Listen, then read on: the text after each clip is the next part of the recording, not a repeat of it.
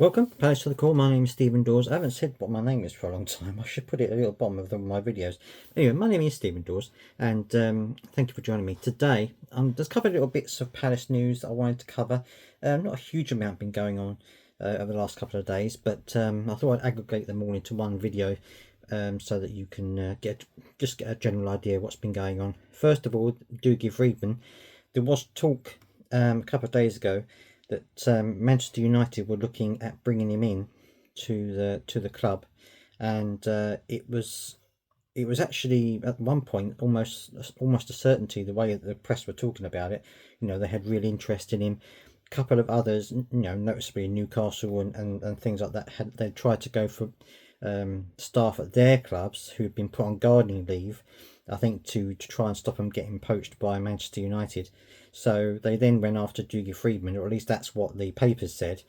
It's now, of course, been reported in the newspapers that apparently Manchester United have distanced themselves from Dougie Freedman. So whether there were threats of him going on gardening leave as well, I don't know. But apparently they have now distanced themselves from Dougie Freedman, which is good for us because it means that we get to keep him. Hopefully that will happen. That will stay that way for the foreseeable future.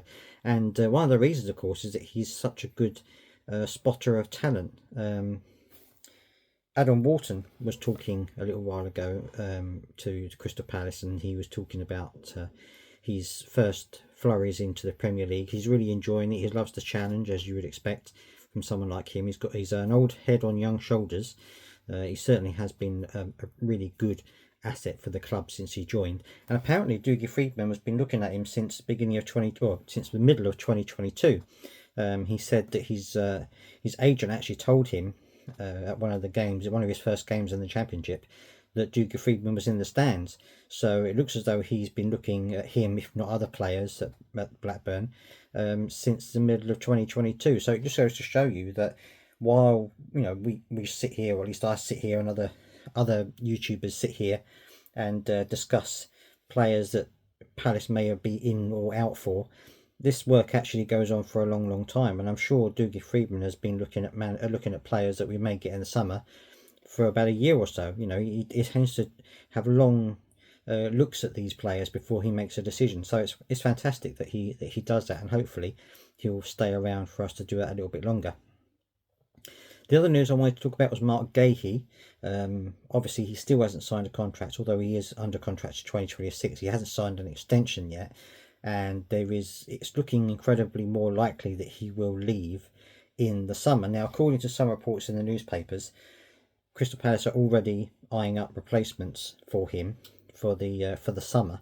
And again, according to reports, Crystal Palace have slapped a £50 million price tag on his head. Now, apparently they want to get a record for that position of player in the club. So, you know, we've got Aaron Wan-Bissaka went for about 50 million. They want to try and get more than that to make it a new record. Now, whether that's true or not, I don't know. I think Guehi is worth 50 million of anybody's money, so I think that it will be a good bargain if someone gets him for that kind of price. But anyway, that all depends, of course, on whether he stays or whether he goes. If you listen to one of my previous videos, you'll know that Oliver Glasner said that he hopes he'll be ready for a few games towards the end of the season. So if he does, and you know, in that period of time gets to see what Oliver Glasner is on about and what he's trying to do and what he's trying to create at Crystal Palace, it may decide him to stay for another year or so and see what goes on. I mean, he is part of the England setup. Hopefully, fingers crossed for him, he gets into the England team, and you know, and is fit enough to be chosen in the summer. You never know. You never know what happens. But anyway, hopefully this will all get ironed out. But if not, then it looks as though Palace are looking at alternatives, and so that's a good thing, because I think that and apparently they're looking in Europe as well for alternatives. So it's good news from that point of view. I think in the summer we're probably going to lose a few players and have to bring a few players in, but I'm sure that Dougie Freedman and Steve Parish have already spoken to Oliver Glasner about that. So you know, he's obviously got players I think that he would want to play in this setup. So hopefully we'll be able to get those in.